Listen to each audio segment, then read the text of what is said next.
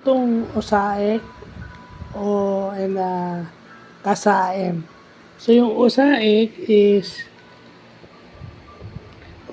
is online sexual abuse or exploitation of children, yung OSAIC. Yung KASAM naman, child sexual abuse or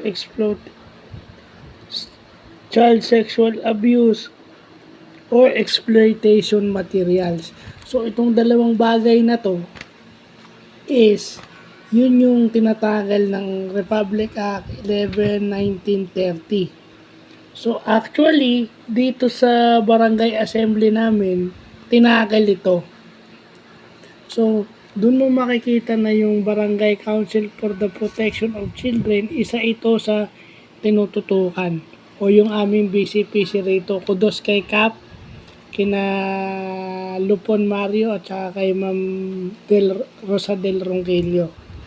So, ito yon, no, na yung mga bata, ibig sabihin bata, siguro 10 years old pababa, yun yung classified, or 15 pababa, yun yung classified na children na minsan na-exploit na hindi naman nila gusto. So yun yung mga ICT laws na nagpo-protect sa mga bata. Kaya nga, yung ibang bansa, naiintindihan ko kung bakit hindi sila pinapayagang gumamit ng Facebook o ng social media kapag sila ay below 15. Sa Australia, which is under the British colony, bawal yan.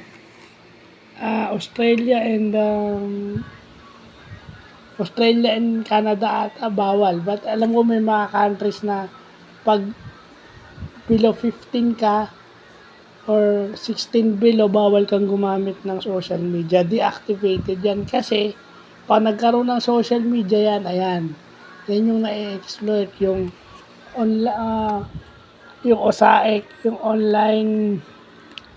online sexual abuse and exploitation of children at child sexual abuse or exploitation material. So kumbaga yung image-based sexual act o yung video-based na image-based sexual abuse and video-based sexual abuse, ito yung tinatagel nun. Kasi kung sa matatanda, meron na tayong Anti-Voyeurism Act ng 2009. Ito naman yung counterpart nun for mga bata.